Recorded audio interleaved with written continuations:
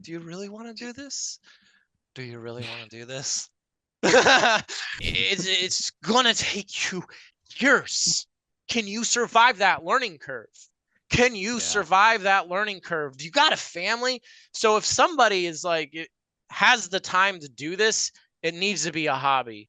And the moment you're like, I got to make money doing this because I'm running out of time, you're done. So if I want to keep pushing somebody, and if they keep, there are some traders that they just keep coming at you. And it's like, that guy is relentless.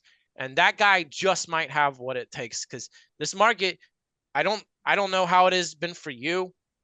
Has there ever been a point in your trading where you're like, I can't do this, and you want to quit? Have you ever reached that breaking point, but then you just don't?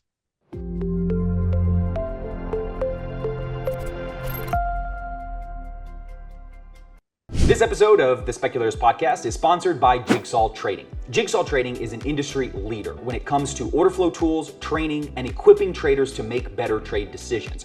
And if you've ever been trading and just feel a little lost and feel like you're missing something, and maybe you've been drawn to order flow and intuitively you know that it's important and that you should be learning this, but it's just a little overwhelming because of how it moves and because of the numbers, and you don't really know where to start.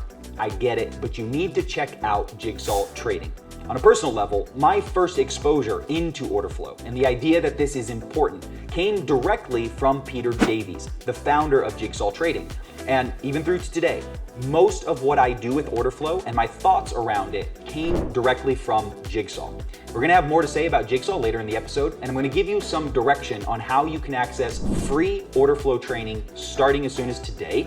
But for now, let's get started with today's episode. I'm very glad that you're here. I hope you get something from today's conversation, and a big thank you to Jigsaw for sponsoring the episode. Let's begin. Mr. Fat Cat, welcome to the channel. Thanks for stopping by. What's up, dude? How you doing?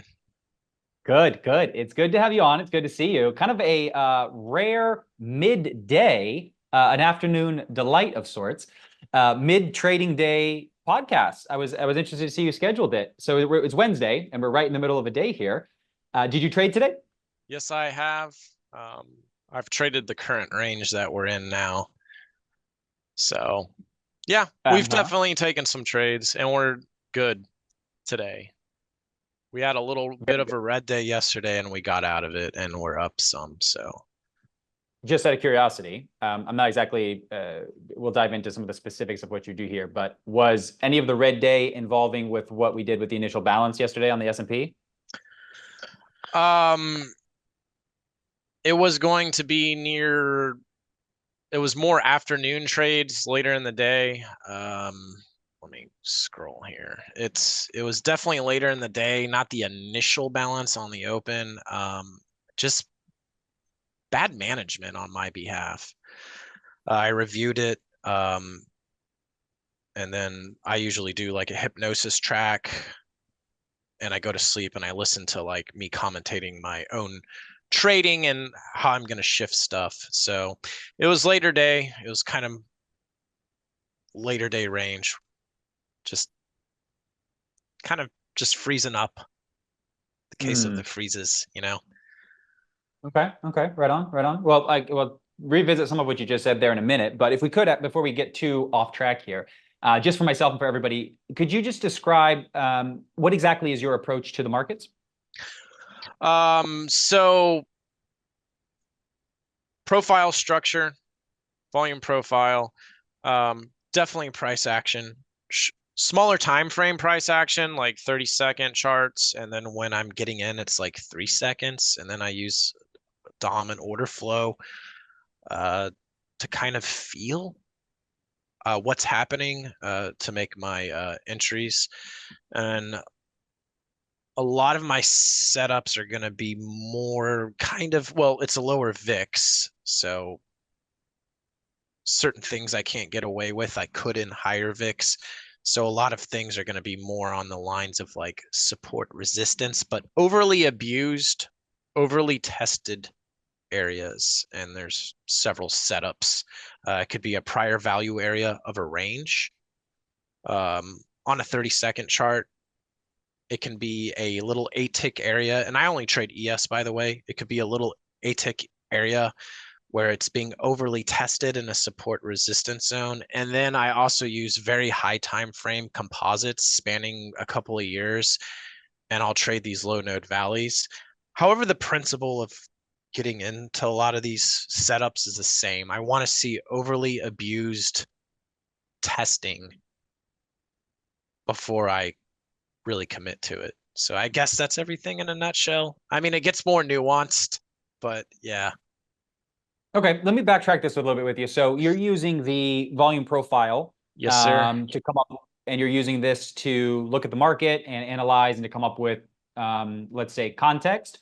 And does this inform your trade ideas? You're getting that from the profile? A combination of the profile, absolutely, and the actual price action, the moving of the bars, especially on a 30-second chart.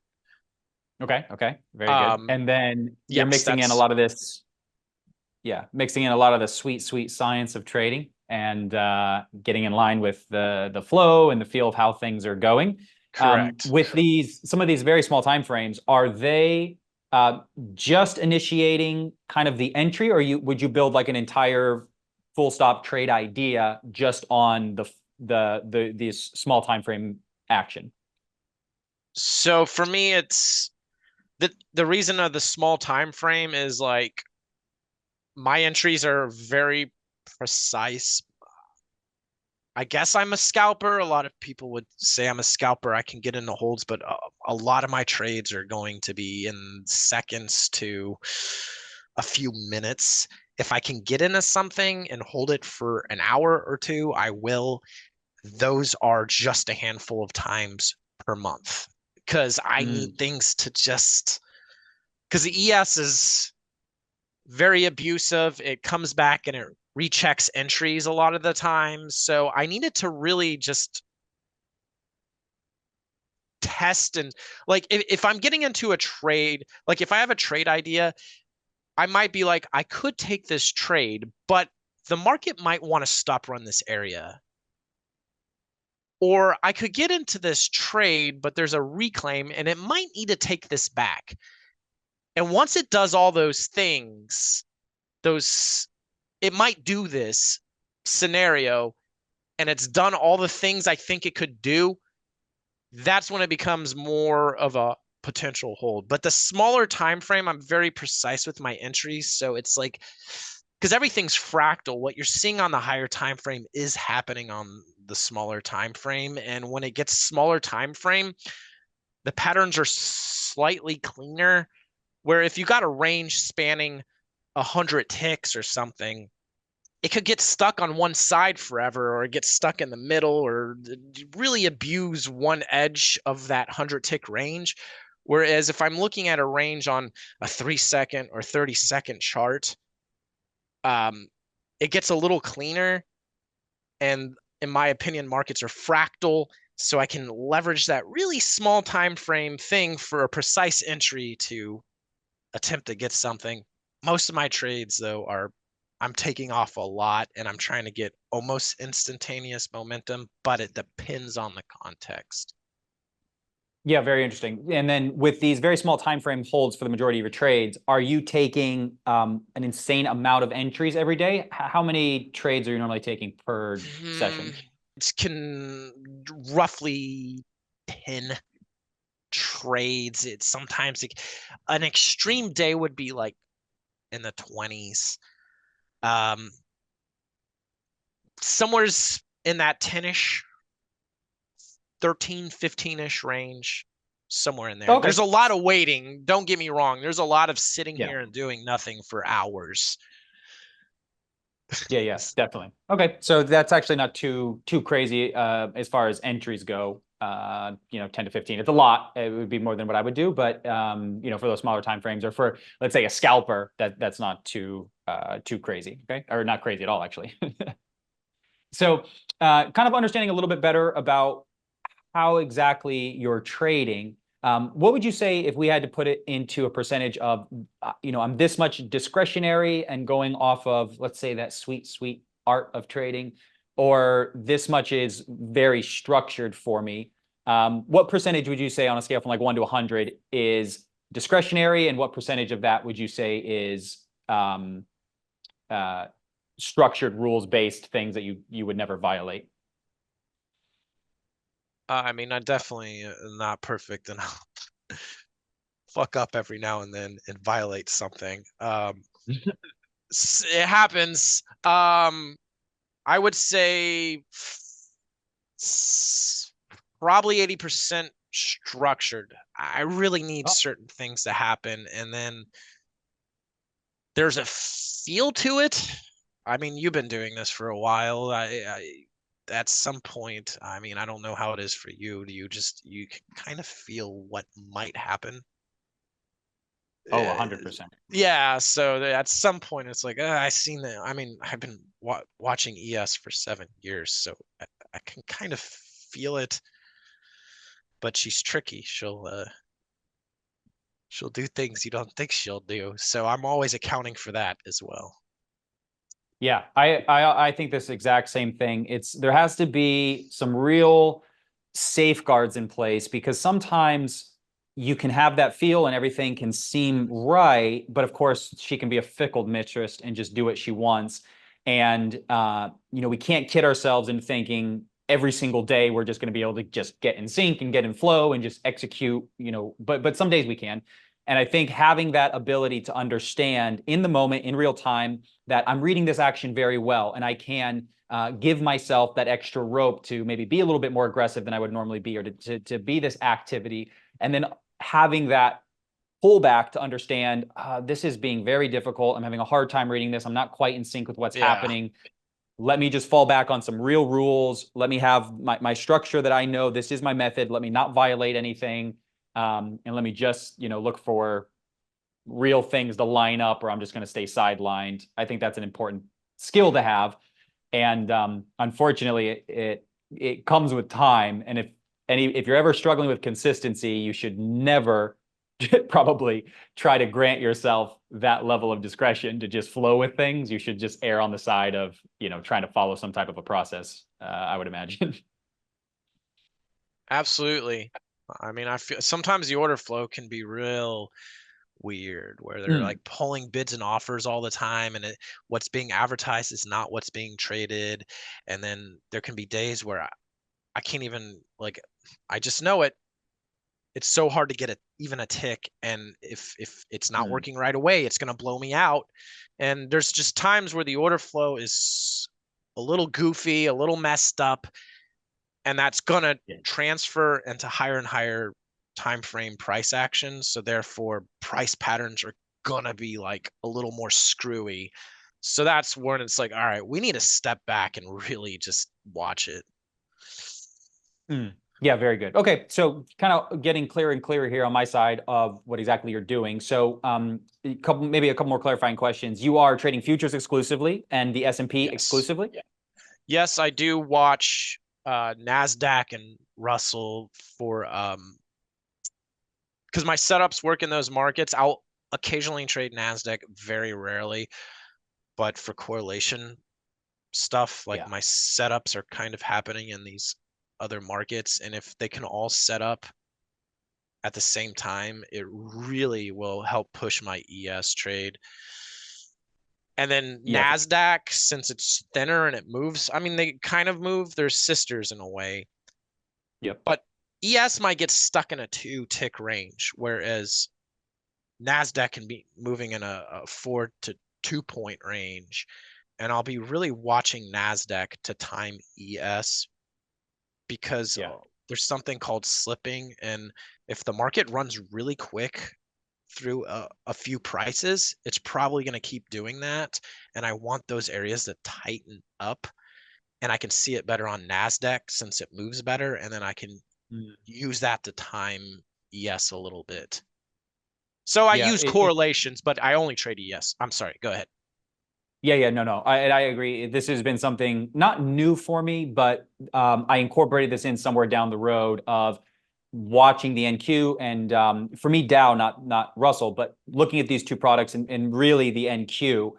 And now I think I would feel a bit naked if the NQ, if I couldn't watch that kind of in tandem with everything. And even on my chart that I execute on in the corner, I have the NQ. And yeah, to the point now where I would feel a bit naked trying to execute on the ES and not seeing how things are moving on the NQ. It was interesting to me that you said the Russell and not the Dow. What was the reason for monitoring the NQ and the Russell and not the NQ and the Dow, or and the Dow and Russell? Why leave the Dow out? So there was a point, I don't remember how long ago, maybe a year ago, if that ES was starting to slow down, because we've been in a pretty high VIX environment for a few years, and it started to slow down, and I just noticed that like my setups were not running the target, and they almost always would run the target. I'm like, what the hell is going on? So I just happened to pull up a Russell chart, and I noticed that Russell had hit a different setup that I could use in that market. And that ran the target. And when it ran the target, Russell rotated in, and then the ES trade collapsed back to my entry. And what I like about Russell is it's such an outlier. If Russell's really getting stuck in a, because like NQ and ES kind of are moving the same, but there'll be times where they look like they should be going. But if I look at Russell, it's stuck in a range. And if Russell gets stuck in a really big range, it screws with these other markets. And when I'm watching all three DOMs, there's times where the markets will sweep. You'll just see a lot of huge orders just collapse through NASDAQ and ES at the same time. It's happening on Russell. And I like Russell being slightly outlier. Yeah. Because that's helping me. Why not Dow? I don't know. I've been told to look at Dow so much, but it's hard to look at all these markets at this point. And then I think Dow's on a different exchange. Russell's on the same exchange as NASDAQ and ES. I just like it being slightly outlier-ish. And certainly a lot of these markets are moving at roughly the same time if they align. And if I see a sweep in NASDAQ and ES, it a lot of time happens in Russell as well. So even though it's not really related, there's weird order flow events to where it is connected. And if it's getting stuck in an area, it starts to screw with ES and NASDAQ. Gotta just wake up, sheeple. It's all connected. Very Yeah, good. I mean, Okay, so you are actively trading futures primarily on the ES. You have a very, a pretty quick trading style, especially when you're getting your setups in. A mixture of the volume profile, but then also very emphasized on the price action and the structure that's happening there from just how the price action is shaping up. And then, of course, you're relying on order flow. Walk us through, let's say, a normal day, where you're at, what time you have to start trading, and maybe what you do, let's say just a normal trading day, nothing crazy going on, what you would do before the market opens, what the trading day looks like for you, and then if there's any type of a post-market ritual that you would do. So there's a lot of prep that goes in the evening. So I'm marking out areas like prior value areas, pressure points, and gaps. And these are composite gaps. These are not overnight gaps most future traders know of. It's kind of my own thing. It's my oldest edge. And again, these are low nodes on large, high time frame composites spanning years. So I'm just counting how many times these areas are being tested. How wide are they? They can be pretty thin to pretty wide. The wider it is, the more it needs to test. And I want to really see the price action swinging really far away, 20 ticks, 70 ticks away, because that's creating this battering ram effect into that area. Sometimes these setups go in the overnight, which sucks. But sometimes they're not there. And I'm looking for, I mean, it's never just the same day. It's always slightly different. But as far as rituals and routines, it's pretty much the same. So I'm looking for areas, trade ideas for the next day. Sometimes there's nothing, sometimes it's there. So we do it at night. Then when I sit down, I update my expected value counts because I'm counting stuff like how many times did it test? Is it mid-rolling? Meaning, is it going midway through the shit? Is it almost hitting the target? I'm like, I have these few tags, like I tag everything. So I update that when I sit down to trade. And then the RTH price action, in my opinion, really dictates how I'm going to attack stuff, because maybe I have a high probability setup, but if it's ranging and the range is like, we got a level up here and the range is just under there, well, I can't just attack it at the top of the range, because even though it's a high probability setup, because it's going to keep mean reverting, or if the profile is getting thick and meaty down there, maybe I need to get in a little bit lower and try to ride it through the profile into the setup, or wait for the profile or the range to really wick far low and kind of V flush back in and really start to take the range back, and then I can attack it at that specific area. So we take our trades, we take our setups, we let the market be abusive. If the market is just trending and running up, I have no fucking edge in that. Sorry for cussing. I have no edge in the market just ripping one direction. For me, it's all this sloppy shit where it's chopping. That's when it's really getting abusive and mushing and melding. That's where I can pinpoint potential stop runs, and that's where I can trade. If it's just running, at that point, it's just, I'm gonna do nothing for many, many hours. Unless I got into it beforehand. So after we trade, daily report card, it's just in a simple Google Drive, Google Doc sheet. And I start screenshotting the trades because I record the sessions. I record every session and store it on YouTube privately. I learned that from John Grady, actually. Record your sessions. And like I learned that like back in 2016 from him, and I just never stopped doing it. So I record the sessions. Do you record just the screen, or do you record yourself as well? I record me talking. Okay, but you don't visually. Well, now watch I'm yourself. starting to do the face as well. Okay. It's also been mostly, I used to do heart rate monitors and stuff. Yeah, that's interesting. I'm like, oh shit, it's going up. We need to like breathe or something. Shit, it's really going up. Oh shit, I can't stop it. Oh shit. Yeah. So I think talking to yourself through the trades really helps, because I can hear in my voice if I'm getting tilted or I'm frustrated, because sometimes I'm just bunting and it's just like I'm getting a tick. It's a break even, and it's just not going. And then I'm starting it, and sometimes that happens. Like you go through these cycles in your trading. Sometimes everything you touch is gold. Sometimes you're treading. Sometimes nothing's working. And then it goes through that cycle again.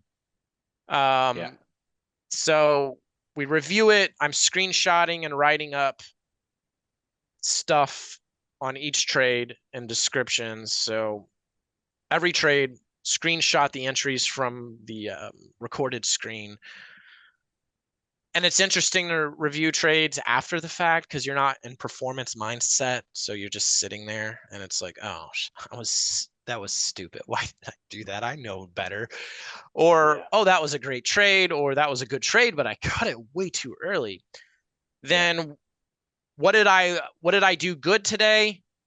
And I got this idea from Lance Brightstein. What did I do good today? What can I improve on? What was the easiest trade? And then I visualize, I run through all the scenarios, and I believe it's important to reprogram the subconscious mind, because when it comes to performance, a lot of what we're doing is almost automated It's like when you drive your car somewhere, you're not thinking, you just show up. A lot of that is happening in athleticism, like performance sports like this. There's a lot of things you're doing that's kind of automated. Like once you understand your system and your setups, you don't have to think as deeply. You can take that thinking and put it elsewhere. So there's a lot of reprogramming the subconscious mind. So visualizing, if I overtraded or if I kind of chase something, I visualize myself in a calm state of being. So meditate before the visualization process. I visualize myself in a calm state, doing everything perfect. If I overtraded, I visualize myself not trading that exact price action. So I'm just watching the bars in my head, looking at maybe the screen, visualizing it, picturing myself being calm and patient and how much I enjoy it and feeling it in my core, not just saying it. And then just trading perfect, just trading perfect. Now it's becoming to the point where I listen to a lot of I do a lot of self hypnosis. So now what I'm doing is I record like the visualizations that I want to do. I script it out and I just put it in an audio program and then I listen to it going to bed. So basically I'm getting my visualizations of that perfect session going to sleep. And then I walk myself through this kind of guided meditation. It's got a combination of binaural beats because I want to get into a lower brain wave like theta or delta or whatever. And as I'm drifting off to sleep, I just hear myself telling myself how I'm doing this excellent trading using the prior day's examples. And this is a little newer, but I find this really supercharges the review process because I can just go to sleep, hypnotize myself, and then the next day I don't make those same mistakes. Now, will I make those same mistakes a few days later? Maybe I could, but the review process is so powerful that when it's done, a lot of times the mistakes aren't made. And then again, the ritual of where's my setups, and then we're done for the day, rinse, repeat. Very interesting. Thank you for walking us through and giving us a good picture of what a day in the life looks like. And I'll tell you, you're a very interesting person to listen to. There's something about the way you speak. It's like you're really crafting something, and it just sucked me in there. But thank you for explaining all that. Yeah. Now, I do have some questions maybe to follow and clarify here. When you're starting the day, let's say before you actually sit down at the screens, do you do any type of like morning ritual, like meditation or going for a walk or avoiding coffee for the first hour or getting sunlight or anything like this?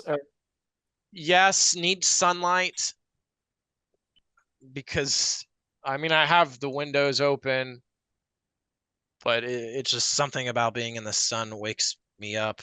Ice bath. Yeah, or a cold plunge. Because in my opinion, it builds mental resilience. Like I don't want to do this, and then it really like it gives you a serotonin boost. Not eating the entire trading session, drinking a ton of water or lemon water. I find doing like an intermittent fast through the session is powerful because your brain starts, I just focus better. I just focus better. And in my opinion, you know, our ancestors didn't eat all the time. So they wouldn't eat all the time. And then they would go out and hunt the food or find it or whatever. And your brain sort of goes more into this hyper focus because you're on the hunt. And it really helps with trading.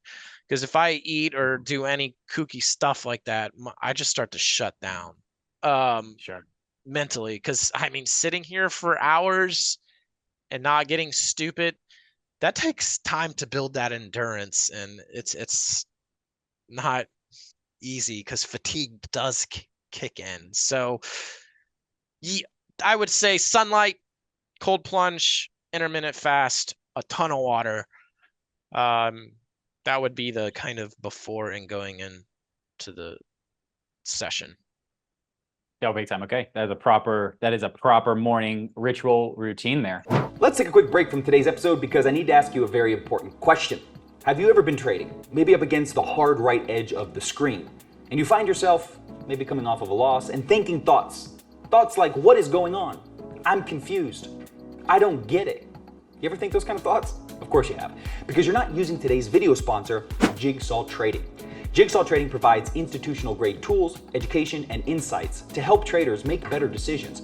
And it's no secret that the best traders in the world are using order flow, sometimes exclusively, but they're using it at some level. And if you don't understand order flow, and if you don't have the tools to see it, you're just missing an important piece of information. Full stop. Jigsaw Trading is the real deal when it comes to equipping traders with the tools and education to trade like pros. And I'm talking about their award-winning trading platform called DayTrader. This is going to give you elite level order flow analysis, custom charts, automated trading analytics, and it was built based on techniques actually used by institutional traders to give you clarity into market movement. And that's just one part of the package. They also have Journalytics, the most advanced journaling and analytics system that is going to track your progress and help you identify your weaknesses. They also go beyond tools and resources with step-by-step video courses and drills designed by real professionals to shortcut your learning curve dramatically. So, whether you're a seasoned pro or brand new to the screens, Jigsaw Trading is going to have something for you. Oh, and did I forget to mention that they're giving away a free order flow training right now?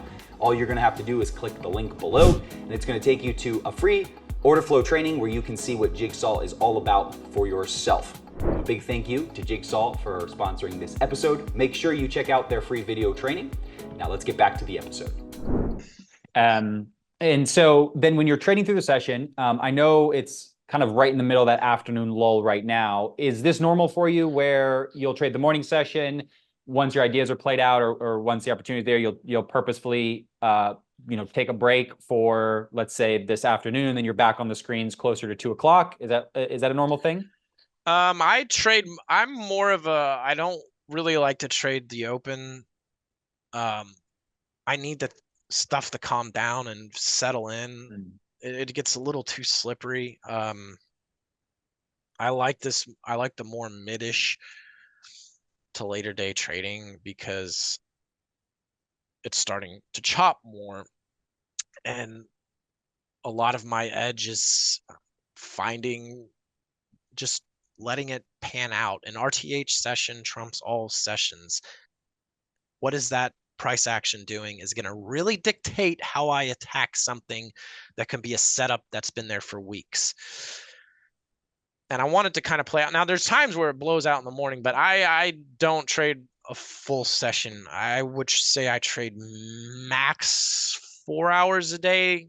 If I go a full session, I get too fatigued. So I like to come in a little bit later, unless I see something in the overnight where I'm like, ooh, I got to sit down and see if this pans out in the morning. Okay. This is too good to miss. So yeah. So when you say come in a little bit later, what time are you usually sitting down at the screens ready to be engaged? It can be anywhere from 30 minutes to an hour after the open. Okay. Is where it's like, all right, let's do this. I'm central, so roughly 9:30, 10, 11. I like those hours a lot. Even the end of the day can be good. There's just times where the very last 10, 20 minutes, the damn thing breaks out, and it's been compressing all day near the top, and it's like sometimes they just blow it out last minute, right at the close. Yeah, you know what I'm talking about. Yeah, I no doubt. Okay, and then with your post-market ritual, how long does this take you normally? Because you're talking about logging all these trades. I know you have quite a few trades. Is this like a several hour thing, or your post-market routine, is this something you just got dialed in and it's 30 minutes or something? It depends. If we took 20 3 trades or something, that we're going to be here for a minute. If I Now, in got a situation where like, maybe that happens and you're average, like 25, getting closer to 30 on certain days, will you ever just kind of pick a chunk of them and do, or is it as principle every trade, every day, you're always going to log it and screen capture the whole thing? I don't. So we, if it was a red day, we do it every time. There's times where it's a good day and we just don't do it, which isn't okay. I'm not perfect here. If it's a bad day, we're gonna do it every single time. Mm. If it's a good day, we do it a lot. Sometimes we don't, because I got a life to live and I'm like, I'm gonna go do something because I got stuff to do on Tuesdays or what have you, or sometimes we just don't Hmm. do it. As far as average time, review is kind of in that 40-ish minute to an hour long area. Okay. If it's, and then overnight, then when we prep at night, that can be, well, after the market is closed. Usually I do that before bed. Hmm. Um, if it's a range day, it doesn't take as long to prep. If it was a day that trend, it could take, and it really trend. There's a lot, it's leaving a wake of a lot of little setups, little ranges, little bits and bobs that I want to track. That can take about an hour, half hour on those days. I mean, that can be 30 minutes to maybe an hour 20. So now we're recording hypnosis tracks, so you're adding another 20 minutes to it. So you're looking at 2.5 hours maybe, Sure. and doing stuff after the fact. But that's where the magic is. It's not trading the session. It's what am I doing outside of this? Mm. Those In are my some important opinion. words right there. No, no, for sure, for sure. Hey, can I ask? It's interesting you said that on, let's say, if it's a bad day where, not even just P&L wise, but performance wise, every trade gets logged. This is important. And then if it's a good day, potentially this would be some leeway.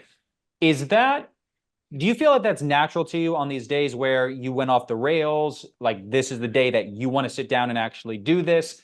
Or is it you really have to kind of force yourself to do it? And the reason I ask is because it's very intuitive for me. If things are going well and I just crush, like that's when I want to really sit down and look over Yeah. everything and drill into it. And that's when I just want to kind of, and if I'm ever through a slump or if I'm ever just having a bad day, these are when I'm very pulled to try and just separate myself, just ignore it, just blank it out. And then I have to get myself to really do it on these types of days. Can you talk to me about that? What feels more natural to you? I'm definitely on the opposite end of the spectrum as you. If Yeah. I crushed it, I'm like, whoa, let's get the hell out of here and celebrate. Well, Yeah. not really. I mean, it's like I'm gonna go do other stuff. But if I screw up, I need to figure out what I did. Hmm. And sometimes I can, when I was a little newer, there'd be times where I remember this one day where I spent 6 hours through the weekend just going through this bad day. And then I found new stuff to add to my trading. So for me, it's like I'm more obsessed with trying to figure out where I screwed up. And the crazy thing is, I'm never stumped. I'm never like, what happened? It's always like, "Ah, that's what I did wrong." There's Hmm. occasionally times where I'm like, this is kind of like, was it bad? Was it good? I'm not quite sure. This is a weird poker hand that I haven't played. That occasionally shows up where I was just put in a really tough spot. And I'm like, what can we learn from it? But for me, it's the opposite end of the spectrum. I need to figure out what we screwed up. A lot of times it's this repeatable thing. Maybe it could be FOMO or lack of patience for me. Like patience has been a yearly goal for ages. Like patience. I was always one of those over trader people. So for me, I had to really dial. It's like you're just itching to hit that mouse. And for me, that was just such a tough one. And then just it gets better and better, but then it occasionally rears its head. It just rears its head less and less, or complacency where I just freeze up on a trade. I'm like, I'm gonna just hold it and see what happens. I had a really good mean reversion trade yesterday. It was later in the day. It was one of the bigger dumps in the later day range. I caught that. I scaled a bunch of it. And I'm like, it could. Well, I scaled a chunk of it, a third of it. I'm like, oh, it could blow out near the bottom because it's very high probability, but it could come back. And then it came back. And I'm like, I just hold it and see what happens. And then it blew through me, and I'm like, there could be a worst case scenario where and it sure as a shit, it kept going. And then I took it off. And then since most was still on that lot, the profit from the win, like I ended up losing because it was a 12 lot trade. Like I picked up 700 on 4, and then it came through, and then taking off the other 8 at a loss, I lost 300 on it. And that was the best trade. It was such a good trade. And I just froze up. And so it's like, can I tell you, I heard Sugar Sean O'Malley, the UFC fighter, say it takes a lot of confidence to take a day off. And it hit me when he said that it takes a lot of confidence to take a trade off when the market has given you that profit. It takes a lot of confidence to just lock that trade in. And I think a lot of holding on to things way too long, it's been my experience, and we know this, every time there's like a trading error, there's always kind of the surface reason, and then there's real reasons on why these things happen. And I'm not even saying this is your real reason, but just as a general thing that struck me, I think a lot of times holding on to trades too long and wanting to have unreasonable targets or just not taking your profits, it comes off as greed, but it actually, for a lot of traders, it's a sense of just a lack of confidence in your ability to be able to repeat that. And you really need this trade to get you a lot of money, when in reality, if you're good, it's a lot easier to just take those profits, and the next trade's coming, and it's an interesting thing. Getting married to the idea that this thing is gonna go, but the price action's like, no, it's probably not. It's done. And it's like, well, it's like, well, I just want to see, and I'm gonna call his bluff. I'm gonna call the market's bluff. Sure. Almost every damn time it gets you. Yeah. Now I got to ask you as well. You're looking very sharp today. Do you dress like this normally, or did you? Nah, this did is you dress special up for your appearance on the Speculators podcast today? Well, I mean, because I have a YouTube channel, I wear the visor all the time. It was just kind of it's funny. Sure. I do like these are blue light glasses. Good. I don't ever wear the suit, not wearing the pants, so I won't stand up. But I just did it for this. Just have a little fun. If we start, yeah, good. No, I appreciate it. Big time.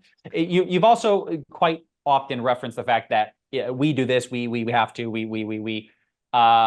Who is this we? Is the we in the room with us right now, or who's the we you're referencing? I don't know. I do that a lot. Cause like I talk to traders all the time. Yeah. I don't know why I do. When I say we, it's me. Okay. But for some reason, I use the word we all the time. I do that all the fucking time. It's like, I'm like, oh, here's a good trade we took today. I don't know what it is. I guess it's me, myself, and whoever. Because there's like, I like to help other traders and stuff. Like I share every little nitty gritty thing I do, and there's other traders that try to do what I do, and it's like, well, here, I kind of like want to include them, and maybe they are trying the same setup or what have you. I don't know why I do that. I'm just ranting at this point. Sure. I just do it. Sometimes that's how we get the answer to stuff. Sometimes we gotta just rant through something. So no, very interesting to hear that though. Yeah, very interesting. Now, are you? I feel like I might have referenced already, but just out of curiosity, are you done trading for the day, or are you going back to the screens? Are you done? It's behind you, and it's breaking out. Oh, what is it doing? Let me look at it real quick. I'll tell you right Take now. a little peek and give me some. It's starting to come back into this range. I feel like we're gonna hit all-time highs, but like, how's it gonna get there? Is it gonna, is it gonna stop run this range? What is it? There's like I do a lot of things where I like kind of draw out in my mind the potential what it could do, kind of like a chess player forecasting the different moves. Sure. Now, can I ask, you said all-time highs. Where is your all-time high if you're looking at the S&P? I think it's 3175, if I'm not mistaken. Yeah, no, On the good. daily. Okay, so you're a back adjuster. Those people out there who don't back adjust their data, we've been at all-time highs for a little while now, and that's my all-time high as well because I also back adjust my data. That's why I was asking. Can I ask you this? What's the deal with Fat Cat? Where does the name come from? What was the inspiration there? Oh, Fat Cats of Wall Street. The Fat Cats of Wall Street took down the markets in 29? And I'm a cat person. I mean, there's one laying right there, and then we got this art of this cat I used to have, and I used to make like art and stickers with this cat, and I would put these stickers of this cat all over the place and just give them to friends because I enjoy doing like artsy stuff, making graphics and stuff. And for me, it was just a hobby. And he was a fat cat. And then he disappeared like in 2016. And I loved the art that I made with it. That I just ended up. I have like on my YouTube, it's him in a suit, kind of like this, but it's pinstriped. And I just used that as the logo because it was cool, and it kind of referenced it with the Fat Cats of Wall Street, and then it just became a thing. And my YouTube channel was an accident. Because I was recording and reviewing, and then I just started sharing stuff occasionally, and people kept asking me questions. I'm like, I'll just make a video. It's easier to explain. Here, watch this, and then it just kind of happened. Especially when COVID rolled around, everybody and their mother started, and then GameStop and all that. I was at a family reunion, and my uncle and aunt have Robinhood apps. I'm like, oof, this ain't good. Oh, good Lord. Yeah. No. It seems like you have the look and the personality for video. So I'm glad that you're on it. Let me say this. You have a blank screen. You can only put on that screen one product. You can only trade one time frame, and you can only have one tool, whether that's an indicator or some type of a drawing or something. How are you setting this chart up? You have to trade on it for the rest of your life. It's just going to be the 30-second chart on Sierra charts. It's small enough that I could time into it. It's large enough that I can get the price action I need. 30-second 30-second bar charts. I don't like candles, like they're too fat. And I like how, because when a candle closes, it's either at the top or it like inverses, like on a bar, it's always on the right. But I really don't care about open and closes. It's just thinner. I don't know. I like them. So 30-second time frame. What's the other half of the question? Trade the ES. I'll go ahead and fill that one in for you. One and then indicator. If you only have one tool that you use, what would it be? Is a profile considered a tool? Sure. Well, then that's what it's going to have to be. Yeah, no, it's a good setup for you. It's very interesting to me, the 30-second time frame. I'm trying to get a visual. Do you have a ultra wide monitor, or are you just looking at a very small portion of the action at any given time? Because I imagine it's a very noisy chart, of course. I would say it's noisy for people who don't ever look at it. It looks like shit. It feels like you get that comment a lot. It makes sense to me. So are you just kind of looking at only, let's say, 30 minutes of the action at a time. You're not seeing several, the whole session at one I can time, see of the course, open right now. I can see more than the open. I can see it's a normal size monitor. It's like this wide. There's 5 monitors. So charts up here. There's one below. That's the DOM. Because I use Jigsaw DOM, and then I have a 3-second auction Vista chart because it like that price action meshes perfect with the DOM, and I keep things real narrow, kind of like a fighter pilot. It's like a HUD. Less eye movement is important for me. Like I get like, can I shave a fraction of a fraction of a fraction of a gnat's ass of a second off my eye travel? I'll do it. So we got a monitor up here, and then we got one over here, and then I have a Discord screen. So there's 5 monitors, which is kind of unnecessary, but I have 2 that are the main ones, normal size. On the 30-second chart, I can see right now, I can see all the way to midnight of the 7th. Yeah, very. But I zoom in.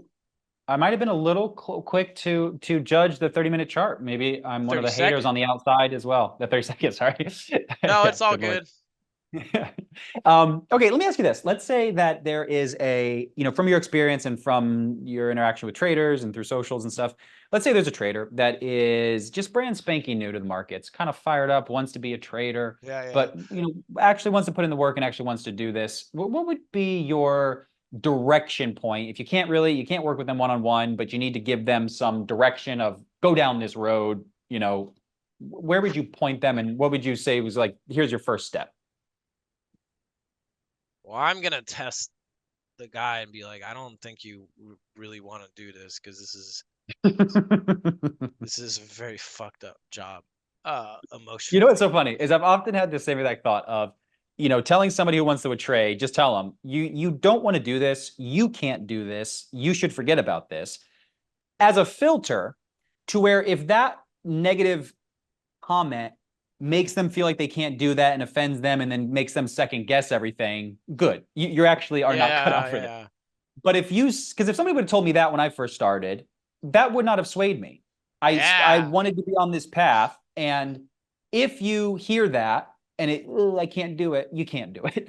But if that doesn't sway you, that's a great filter for, what, you should continue down this road. Not to cut you off though. Sorry, go ahead. You're going to test them. That's good. I want to push somebody because they're gonna really start to step up. If you're like, I don't know, you probably shouldn't do it. Here's what could go wrong, because you really should not fucking do this job. Like, it took me 4 years to find consistency. Oh, quick! It's gonna take you years. Can you survive that learning curve? Can you survive that learning curve? You got a family, so if somebody is like, has the time to do this, it needs to be a hobby. And the moment you're like, I got to make money doing this because I'm running out of time, you're done. So if I want to keep pushing somebody, and if there are some traders that they just keep coming at you. And it's like, that guy is relentless. And that guy just might have what it takes, because this market, I don't know how it has been for you. Has there ever been a point in your trading where you're like, I can't do this, and you want to quit? Have you ever reached that breaking point, but then you just don't?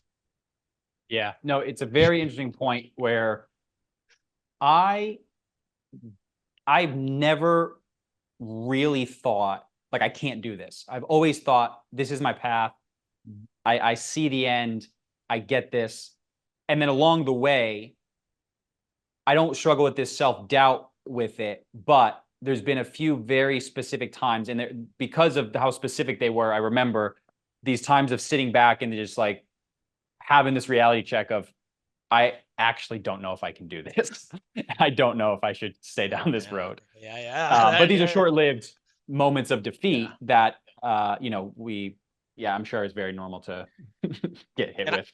I think a lot of guys hit that point and they just don't come back.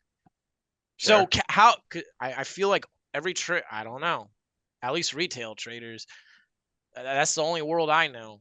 And I talk to a lot of them. It's just going to be a point where you're like, I don't know. There's just going to be a point where you might be sitting here going, what the hell have I been doing? Am I wasting years of my life on this? And if you can come out of that and you keep hitting that point and you can keep coming out of it and you're surviving, you're not blowing tremendous amounts of money, then you might have what it takes, and you got to love it. You got to love it. People think they love it, but you got to love the other stuff. You got to love the sitting around doing nothing for hours. If not, brainwash yourself through self-hypnosis. You got to love reviewing. If not, brainwash yourself through self-hypnosis. Reprogram the unconscious mind. And then if I was to give somebody advice, price action is king. I find indicators like MACDs and all that other stuff, and even Delta, I've looked at Delta for years, and for me, price action is king. And the way those bars are moving is telling a story. And if you can just, because there's all these little mini auction zones on the 30-second, there's all these little ranges, and you could draw really small curves, and they always look like bell curves because it's all fractal. Because it's fractal.